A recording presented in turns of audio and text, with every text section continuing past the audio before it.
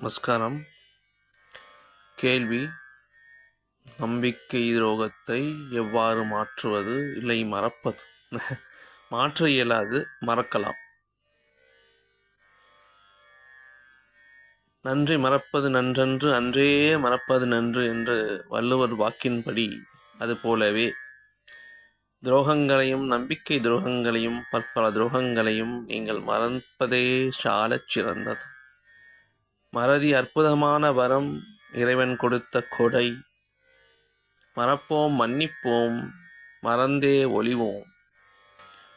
இருப்பது சில காலம், லைஃப் இஸ் டூ ஷார்ட் என்று ஆங்கிலத்தில் சொல்வார்கள்.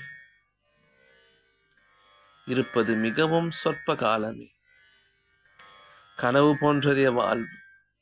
ஆகையினால் அவரையும் இவரையும் நினைத்து கொண்டு அவர் வாழ்க்கையை நாம வாழ்வதை விட அவரவர் வாழ்க்கையை அவரவர் வாழ்வதே சாலச் சிறந்தது என்ற சிந்தனையுடன் நாம் நம் வாழ்க்கையை வாழத் தொடங்க வேண்டும். நான் யார், நான் எப்படி, நான் எங்கே, எங்கன் வந்தேன் என்றெல்லாம் தன்னை விசாரித்து தான் அந்த நிலையை அடையவே முற்பட வேண்டும். மகிழ்ச்சியாக வாழ கற்றுக்கொள்ள வேண்டும். பொருளாதாரமோ வாழ்க்கை தரமோ மேலோ கீழோ வினையின்படி பிறப்பின் வழி அங்கும் இங்கும் மாறுபட்டு இருக்கத்தான் செய்யும்.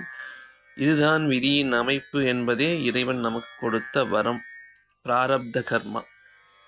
இதற்கிடையில் அவன் துரோகம் செய்துவிட்டான், இவன் துரோகம் செய்துவிட்டான் செய்வதனால் நலமே விளையப் போகிறது. மனமே, நீ பக்தியும் சரணாகதி வழியிலும் செல்வாயாக. அதற்கே இந்த துரோகங்கள், நவக்கிரகங்கள், சகல பாடங்களும் நிகழ்த்தப்படுகிறது மண்ணில். இதை ஆழ்ந்து ஆழ்ந்து நாம் நம்மை தாழ்ந்து தாழ்ந்து புரிந்து கொள்ள வேண்டும். நான் என்பவன் யாரோ ஒரு பெரிய இந்திரனோ சந்திரனோ சூரியனோ அல்ல. இந்த நான் என்பது வெறும் ஒரு தேக மாத்திரமே. இந்த வெறும் தேகத்தில் சற்று நேரம் இருக்கக்கூடிய ஒரு கூடு. நம் கண் முன்னாடி நாம் பார்க்கக்கூடிய எத்தனையோ பூச்சி இனங்களைப் போலவே நாமும் ஒரு பூச்சிதான். இதை முதலில் ஆழ்ந்து புரிந்து கொள்ள வேண்டும். ஒரு நாள் வாழும் ஈ, 2 நாள் வாழும் ஈசல் என்று சொல்வது போலே நம் கண்முன் காணக்கூடிய சகல விதமான பூச்சி இனங்களைப் போலவே வெறும் கூடான மண் கூடான உடம்பே இது.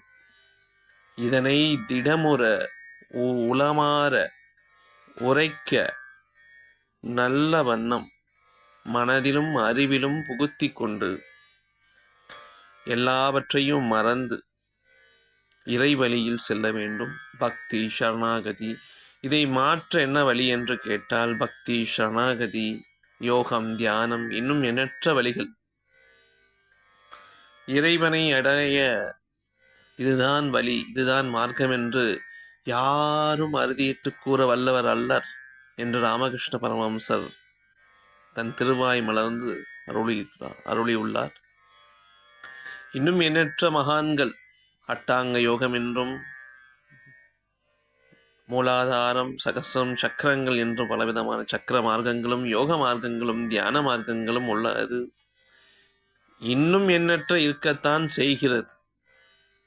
அவைகளில் ஒன்றான விசார மார்க்கத்தையும் அத்வைத மார்க்கத்தையும் நாம் இங்கு குறிப்பிடப்படுகிறோம். மிக நேர்வழி சமீப காலத்தில் உள்ளதில் இந்த விசார வழி மிக தூய்மையான வழி, மிக சுலபமான வழியும் கூட. அத்வைதம் அதைத்தான் உரைக்கிறது. வேறு மார்க்கங்களில் செல்வதனால் என்ன பிரச்சனை என்று கேட்டால், இருமை உள்ளது. காண்பான் காட்சி என்ற இருமை உள்ளது. இந்த காண்பான் காட்சி பொருளை கடப்பது ஒருமையுற்ற அறிவு வர வேண்டும். அங்கேதான் சகல மார்க்கங்களும் பின்னுக்கும் அத்வைத மார்க்கம் முன்னுக்கும் போய் நிற்கிறது. எப்பொழுது காண்பான் ஒருவனும் காட்சி ஒரு பொருளும் இருக்கும் பொழுது, பகவான் ஒருத்தனும் பக்தன் ஒருவனும் இருக்கும் பொழுது, இருமையினால் நீ அதனோடு இணைய தவறி விடுகிறாய். அதனோடு இணைய வழி தெரியவில்லை. மனம் என்று ஒன்று இருக்கும் பொழுது, ஆத்மா என்று இன்னொன்று இருக்கும் பொழுதும் அந்த இருமை வந்து விடுகிறது. எங்கே மனம் தானற்று நானுற்ற அந்த ஆத்மாவில் கரைய போகிறதோ, ஆத்மாவின் சிற்சாயையே மனம் என்பதை ஆழ்ந்து ஆழ்ந்து அறிவினில் மெய்யறிவுற புகுத்திக் கொள்ள வேண்டும்.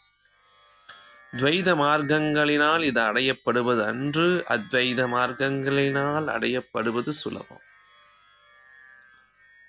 கைவல்ய நவநீதம், அஷ்டாவக்ரரின் கீதை, அஷ்டாவக்ர கீதை, இன்னும் ரமணரின் உள்ளது 40, விவேக சூடாமணி, சங்கரனின் எண்ணற்ற நூல்கள் எல்லாம் இந்த அத்வைத தத்துவ ஞானங்களையே பறைசாற்றுகிறது.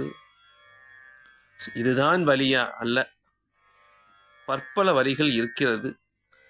உங்களுக்கு எது சாதகமாக இருக்குமோ அவைகளை நீங்கள் பின்பற்றலாம், போகலாம். பக்தி செய்ய விரும்புபவர்கள் பக்தி செய்யுங்கள், பஜனை செய்ய விரும்புபவர்கள் பஜனை செய்யுங்கள், தியானம் செய்ய விரும்புபவர்கள் தியானம் செய்யுங்கள், சரணாகதி செய்ய விரும்புபவர்கள் சரணாகதி செய்யுங்கள்.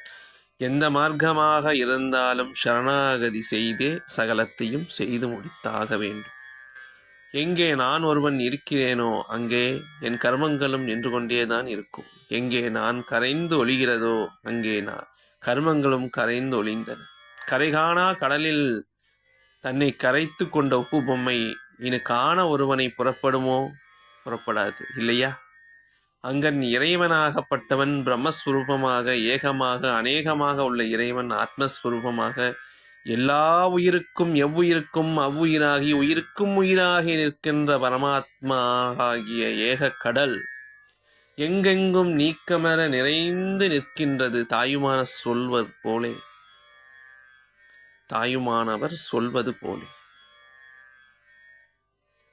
அடியேன் உள்ளத்திலும் அங்கும் இங்கும் எனாதபடி எங்கும் நீக்கமர நிறைந்து நிற்கின்ற அந்த இறைவனை நீங்கள் ஏதோ ஒரு வழியில் சென்று தன்னை கரைத்து கொண்டு இந்த துரோகங்களை எல்லாம் மறந்து சகலத்தையும் நீக்கி உங்களை நீங்கள் இறைவனிடம் ஒப்படைத்துவிட்டு இறைவனே கதி, சரணாகதி என்று தெளியுங்கள். தெளிந்து கொள்ளுங்கள். ஜென்மம் என்பதும் நாடகமே, சரீரம் என்பதும் வேஷமே, உறவுகள் என்பதும் நாடகமே, வேஷமே, பிராரப்தம் கர்மா என்றெல்லாம் உங்களை நீங்கள் உழப்பிக்கொள்ள வேண்டாம். ஒவ்வொரு ஜென்மமும் ஒவ்வொரு பிராரப்த கர்ம வேஷமே. ஊழ்வினையால் தன்னை ஏமாற்றிக் கொள்ளாதே, ஊழ்வினை என்றும் வருந்திக் கொள்ளாதே. இறைவன் நமக்கு இட்ட பணி இது, இறைவன் நமக்கு கொடுத்த வேஷம் இது. நடிப்போம் முடிப்போம், அத்துணையே நம் பணி. ஆகையால் இறைவனிடம் சரணாகதி செய்து தன்னையே அவனிடம் ஒப்படைத்து விட்டு கர்மகாரியங்களை செய்து துரோகங்களை மறப்போம், மன்னிப்போம் என ஆன்மீகத்தில் தன்னை ஈடுபடுத்தி தன்னையும் கரைத்து நானற்று தானுற்று தேனாம் ஆத்ம சிவம் என்பது தானே அவரவர் அகத்தில் புரிந்து கொள்ள வேண்டும் என்று சொல்லி நமஸ்காரம், நன்றி. இன்னொரு தருணத்தில் இன்னும் சில கேள்விகளை பார்ப்போம். நமோ பகவதே ஸ்ரீரமணாய. அருணாச்சல ரமணாய சரணம் சரணம் சரணம் சரணம். அன்பே சிவம், அன்பும் சிவமும் இரண்டென்பார் அறிவிலார். அன்பே சிவமாவது யாரும் அறிகிலார், அன்பே சிவமாவது யாரும் அறிந்த பின் அன்பே சிவமாய் அமர்ந்திருப்பாரே என்ற திருமூலரின் வாக்கியத்தை உரைத்து அடியேன் முடிக்கிறேன். அன்பும் சிவமும் இரண்டல்ல, அன்பே சிவமாவது யாரும் அறிகிலார். ஆகையால் அன்பினாலும் பக்தியினாலும் சரணாகதியினாலும் அடங்கி அடங்கி அடங்கி தன்னில் தான் தெளிந்து தன்னையே இறைவனுக்கு ஒப்படைத்து விட்டு இருப்பது அந்த ஆத்மஸ்வரூபம் மாத்திரமே என்பதை புரிந்து கொண்டு அந்த பரமாத்மஸ்வரூபம் மாத்திரமே என்பதை தெளிந்து கொண்டு அமைதியில் அடக்கத்தில் இருப்போம். அதுவே முக்தி, அதுவே மோட்சம்.